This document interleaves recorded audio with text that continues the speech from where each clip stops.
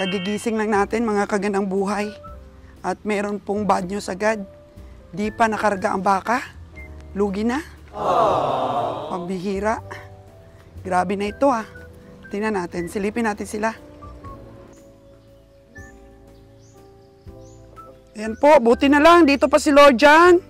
Emergency slaughter po tayo mga kagandang buhay. May pumunta nandito dyan. Bibili na yung ano natin. Balat. Magkano ba yung balat ron? 100 per kilo? 150? Ha? 120 sila malimpyo. Okay, 120. Sila lang po ang lilinis. Yan po si Lord John. Mga kagandang buhay.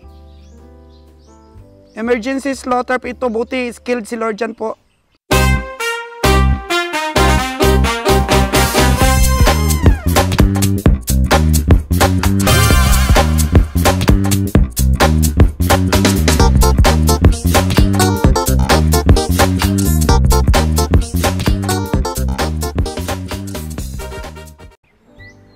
Pangalawa na po ito, mga kagandang buhay, na may nadisgrasya po sa ating mga nabiling hayop sa stockyard.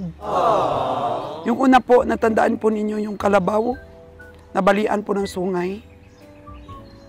Sobrang pain po yun, mga kagandang buhay, sa hayop. Eh, nangyari, minsan, di na kami nagdadala ng sasakyan sa stockyard kasi hindi naman sigurado na makakabili tayo. Andyan minsan din nasisira yung sasakyan natin. That's why po na pinaayos natin yung ating green truck, ang 6-wheeler truck natin, pinaayos natin. Dahil minsan din nadisgrasyang hayop, dahil yung sahig po ng sasakyan ay butas-butas na. Ngayon okay na po yung sasakyan. Pero ito po, last pa po ito na naikarga natin sa iba, na baka matsura po siya. Alam naman natin yung matsura, medyo mahina talaga sa biyahe. Ayun, pagka nag-inarte sa pag-akyat, ang ginagawa nila, binabalian po ng buntot para umakyat po. Napalakas po siguro. Sa sobra po sigurong pagbali para umakyat lang, masaktan pa yung hayop, tatayo, natuluyan pong nabali. At saka ilang araw pong hindi nila sinabi kay Ron, kahapon lang po na gamot ni Ron at pinainom po ng gamot na for pain reliever. Pero di pa rin po kinaya, kaya itong umaga natumba na po yung baka.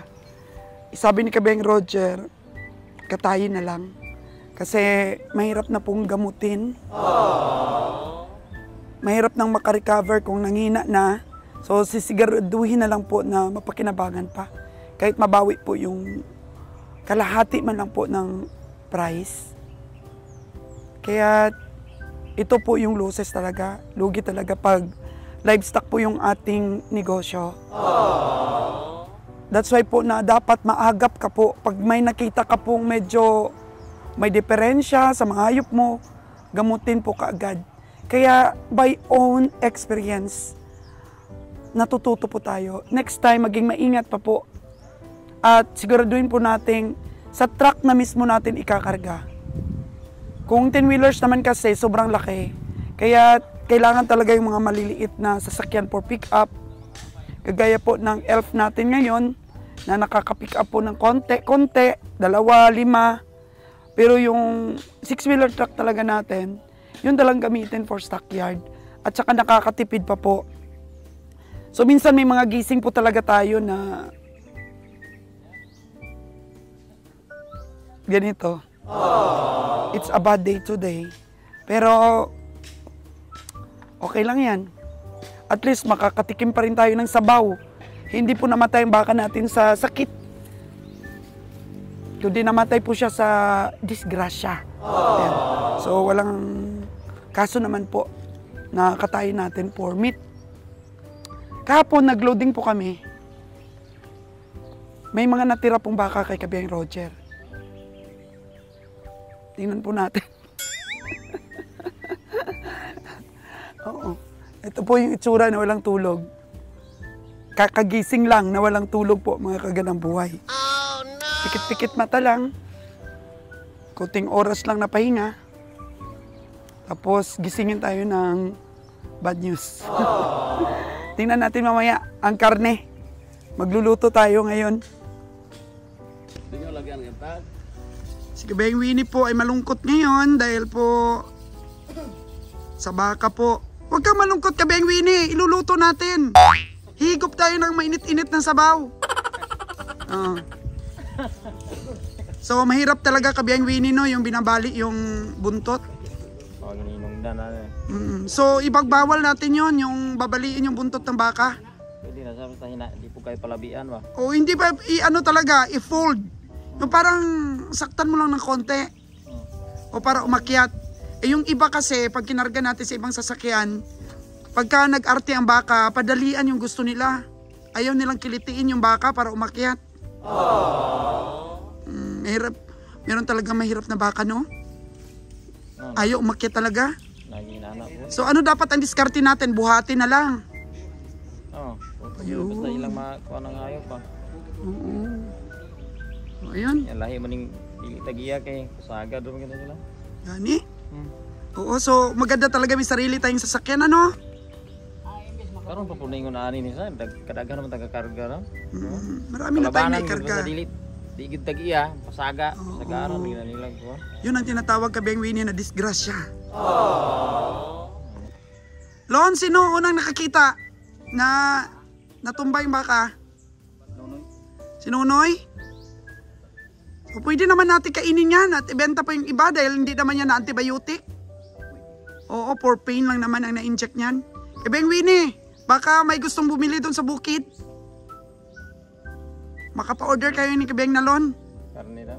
Karne. Oo, magkano daw ang ano niyan, puhunan, Kabayang Nalon?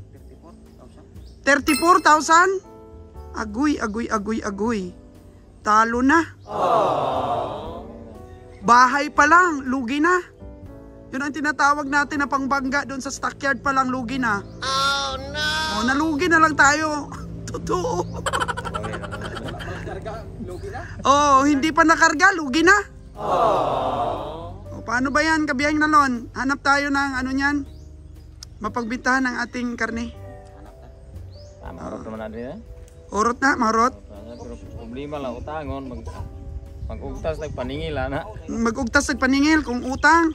Oh no! Utangin natin yung ano, yung marunong magbayad. Pili-pilion na yun. So ayan po mga kagandang buhay, tinatransaksyon na po namin. 200 per kilo daw, 200 per kilo. So piniprepare po natin, dalhin po natin dun sa tabi ng bahay. Doon po natin kakarnihin. Ay nako. Bawi na lang po, bawi. So ang mga kambing po na nabili ni Kabayang Ron's Farm Official, tingnan po natin mga kagandang buhay kasi mahirap daw pong kumuha talaga ng permit. Hindi po umuwi kahapon ang Hilux natin na blue with Ron's Farm Official at saka si John Bry uwi din po dahil may aasikasuhin din siya ng mga permit sa Boracay na siya po yung nakapangalan. O si Manong, bumili rin ako kahapon sa kanya ng isda. So mga kambing natin na to, hindi madadala ni Ron na ikakarga po sa ating Hilux kasi hindi po lumabas ng basta-basta ang permit. Sabi ni Kabayang Roger, kung sana nabili namin ng maaga itong mga kambing na to na dadalhin sa Aklan, disin sana'y naisabay ba sa mga permit ng ating kalabaw at baka. Sa mga nagtatanong po pala, bibili ng kambing, Batangas, dalhin sa Visayas, or kahit Negros mismo, patawid po ng Iloilo, tawid dagat, ang sabi nila kung kukunan pa daw ba ng permit, yes, mga kagandang buhay. Katulad pa rin po ng pagkuha ng permit sa mga baka at kalabaw. Same process po. Tapos, hindi pwedeng ikarga dito sa Hilux dahil kailangan yung kargahan natin ay sasakyan talaga na may transport carrier. Pwede naman ikarga sa Hilux. Pwede naman, Kabayang Roger? Basta na release sa permit. Ang tagal kasi mga release. matagal po kasi marilis daw ang permit. So sabi ni Kabiyang Roger, pwede naman daw po pala sa Hilux. Oo. So kailangan na po talaga na may permit kasi sa mga health certificate ng hayop na ibabiyahe. So hindi po basta-basta mga kaganabuhay, pwede naman po pala kahit walang transport carrier. Oo. Basta kailangan po ang mga kambing mo ay may health certificate, may mga credentials po mga kaganabuhay at may transport po na permit. So ang tawag po doon is permit to transport. Di ba, Kabiyang Roger? May nabili kami sa Kanlaon Livestock Auction, Kabiyang Roger, na ano, kambing na ayaw kumain. Ayun o, nakahiga. Ano bang maganda dyan? Kain kasi nila tubo. Very poor talaga yan sa vitamina. Very poor sa vitamina. So, Hindi yan nagsasana yan tas tubo. anong dapat natin ipakain sa kanya ngayon? Hanap tayo?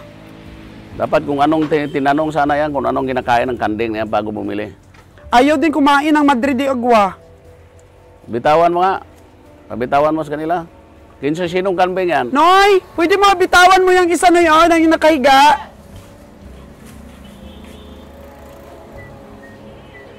Nabili ko po yan, nakasama din ng 3 pa yun, oh. Ang galing kumain ng 3. Eh, magkakasama lang sila yan, magkakapatid. Hindi yan magkapatid. Layo naman. Pagsabihan ka magkapatid, tingnan mo lang reference ng mga kalakulay.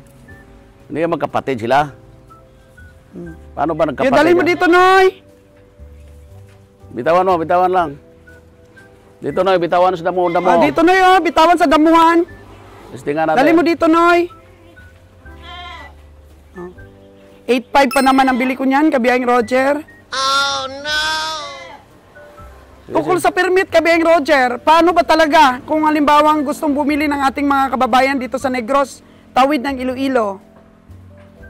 Madiyahan na yan. Basta itatawid yan, itatawid. Magpa-permit, advance, kasi magre-release kasi minsan, tagal-tagal. Wala naman problema, pipirmitan naman yan. Dito na yun, dito. Dito daw, Noy, para pumasok sa kural. Babae ba yan? Babae yan eh. Baka daw nga buntis, baka naglalandi daw. Lutan dyan. Oh. Bakit ayaw kumain? Ayaw kumain talaga. Ayaw daw uminom. Nababahuan siguro, baka may individual case yan sa kanila. Oo. Baka masilan to kambing na to. Sa mga napamili ko ba, kabiyahe, okay naman? Okay yung nabili ko kapon? Okay naman. Kasi walang hindi maging okay dyan, ginusto mo. Kasi kung gano'n na lang yung pag-alaga kasi, importante, gustuhan mo, inalagaan mo. Hirap yan kung di mo nagustuhan. Paggawan ko sila ng sari-sariling cage. Pagdating ko ng Aklan, gagayahin ko yung yung cage ng nabilhan ko sa kanila para at home sila na ganun pa rin yung bahay nila, kabiyahe. Ay, kabiyahe, Indian Mango, kumakain! Noy, italik mo muna, Noy, tapos kunan mo ng ng fresh na dahon ng Indian Mango. Nako, kumakain ng Indian Mango, Lone Storm official! Sabi ni Dad, baka daw kung anong damo ang kinakain. Oh, tapos nakita namin ni engineer na kinain niya yung isang piraso na dahon ng Indian Mango. Oh. So maraming Indian Mango dito, kukunan po ng engineer natin. Yun. Oo. Oh, importante po kasi yung malaman natin kung anong kinakain, sabi ni Kabeng Roger. Dahon-dahon ang kinakain yan. Sundan niyo po ang journey namin, mga kaganang buhay. Uy! Kinain niya, kabiyahe, oh! Kaya sabi ko sa'yo, hindi yan pwedeng nabahuan siya. Sensitive. Nabahuan siya pala na maraming kasama. Siguro may sarili itong cage. Sa susunod, pag naplastar na natin, bigyan din natin si engineer ng kambing para paramihin din niya. Gusto mo rin ba malaga, engineer? Just in case? So, gagawa tayo ng bahay. Magkaroon ka ng sarili mo rin, paramihin mo. Mas welduhan na po natin si engineer kagabi at saka yung kasama niya na gumawa po nating truck. Yun. Next time, pagka naplastar na namin yung amin, bigyan natin si engineer ng sa kanya rin. May experience ka na ba sa pag-alaga ng kambing? Meron po nung bata pa ako kasi meron pa kami kayong alagang kambing noon. Nung sa Kuan pa kami, Mindanao. Sa Mindanao pa kayo, meron? Opo. Pero native? Native lang po. Native. Pero ano sa tingin mo, yung inalagaan ngayon na kambing ninyo, magkaiba talaga? Magkaiba po talaga kasi malaki po yung mga kambing dito sa Negros. Laki talaga, no? Opo. At dati wala po akong mga alam sa ano mga breed na yan. Basta nag-aalaga lang. Naglalabo lang ba, nagano lang dyan sa gilid ng daanan, kalsada. So, di mo alam na may special care pala din ang kambing. So, may potential sa atin sa Aklan? Yes po, kasi madami po doon mga damo at walang masyadong nag-aalaga ba. Walang So, kompetensya paggawa tayo sa- ng kubo mo. Pwede po. Nakita, hindi mo nakita, no? Yung cage by cage. Cage by cage. Isang kambing na materyales na babae, nagka-cage talaga siya ng 1.5 by 2 meters. Ang bawat kwarto nila yun ang sukat. Oo. So, magastos naman siguro pag stainless yung gawin natin. Pang Light truck mo kasi. materials lang po. Noy! Oh, imo na, Noy? Ang dalawang nunoy po. So, ayun. So, pagsikapan natin yan, engineer, na magkaroon ka rin ng sarili dahil pag nag-breed tayo doon, syempre pag nag-start try tayo sa pag-alaga, hybrid na yung mga pag-alagaan natin ba? Makapag-dispersal tayo doon. Opo, mas So, maganda po. pera din yun. Opo. Tapos, sabay na rin po, marunong na mag-inject si Ron. Pag-aranan, marunong ka na rin sa baboy mag-inject eh. Konti po. So, ayun po, nakaka-inspire po tayo ng ating mga kapitbahay, kakilala, anak, na-inspire po nating magnegosyo. So, Noy, kinain niya yung yung mangga. Yung mangga. Mangga po. Oo, sanay siya sa mangga, no? Oo, siguro po. Madaming mangga siguro sa kanila. Ayun, ayaw niya yung Madrid de Agua. So, may pag-asa siyang, hindi mamatay. Hindi tayo mamatayan kasi parang nakakatakot na matayin tayong baka. Nakita mo ba? Yung namatay nating baka? Opo. Kawawa nga po eh. O engineer? Pastor na. Ito po, engineer din po natin John Bry Engineer John Bry. Grabe mga kaganda boy, yung mga farmers natin, mga titulado. Kakaibang mga farmers ito, mga young at heart. Okay? Yan po mga kagandang buhay yung elf. Malaking tulong po ito sa atin, naalagaan natin yung mga hayop natin from stockyard to gihulngan sa ating base. Yan, may pangalan po yung live animals. Tapos live animals, yun na po talaga ngayon. Pag wala ka pong ganyan, madadaki po, may violation po ang iyong sasakyan. Dapat may live animals na po tayo. Sa lahat po ng mga nanonood, kung ang inyo pong truck ay naghahakot po ng hayop, kailangan may live animals po talaga sa harap at sa gilid. Ayan. Tapos, ito yung sticker, Holstein. Holstein po yung sticker natin. Tapos kinakargahan po natin ng kumpayan. So, ang gaan-gaan lang po ng paghakot. Yun po ang capitalization, mga kaginang buhay. Hindi po basta-basta ang magnegosyo tayo ng livestock buying for slaughter. So, dinagdagan mo, Noy. Dagdagan mo pa, Noy. Tingnan din natin yung green truck, mga kagandang buhay. Check upin din natin yung green truck kasi kakatapos lang, kinargahan na po ng mga baka at kalabaw ni Winnie kahapon. So, yung sahig, tingnan natin mga kagandang buhay. O, sa taga Negros dito, na gusto pong magpa-stainless ng truck, nandito po yung engineer natin, pwede nyo po kami makontak. Oo. Para po mapalitan ang inyong mga sahig ng stainless. Kayang-kaya po, kahit pintura, kayang-kaya po. Master din po sila sa pintura ng kasama niya. Silipin po natin. 6-wheeler truck. Inofera na po tayo nito ng 850 pesos na bibilin po sa atin ito kasi nagustuhan dahil 8 holes. 8 holes po itong ating 6-wheeler truck. Kaya 850 po ang offer sa atin. Hindi po natin binenta dahil si Kabeng Roger mukhang hindi po ugali yung nagbebenta ng sasakyan. O, pinaparestore niya yan, mga kagandang buhay. Uy. Pero binalak ko na po talaga itong ibenta dati nung nakabili po tayo ng 2 malalaking truck. Tapos sinabihan ako ni Kabeng Roger, bakit may bebenta? May gamit talaga yan. At saka mahal ngayon ang sasakyan. Oo, hayaan mo lang dyan at magagamit talaga natin yan. Sabi ni Kabeng Roger, pwede daw naming kargahan ito ng mga baboy. Ibabiyahe po to Aklan kung magkaroon na po kami na meat shop. Pwede din po yung help na yun pagka kuntian lang. Tapos ito po pagka trouble po yung ating malalaking truck, pwede rin po itong bumiyahe ng Maynila. Kagaya po ngayon, medyo napasubra po yung ating mga stocks ng baka ngayon. Oo, di naubos ikarga. Matibay po ito, mga kagandang buhay. Yun, pininturahan. Hindi po yan stainless ang hagdan. Ano lang yan, ni-repair lang. Ito po yung dating hagdan. Yan, ang hagdan. Hindi po yan stainless ang hagdan, pero yung na po, yung sahig. Stainless na po yan kasi nga kinargahan kahapon ni Kabeng Winnie ito, kaya medyo marumi na po siya.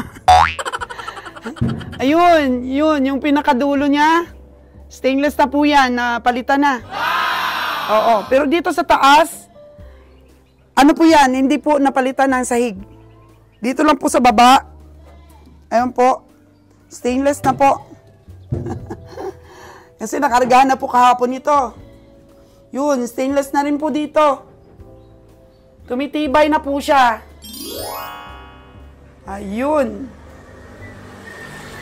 Maganda po ang pagkakagawa.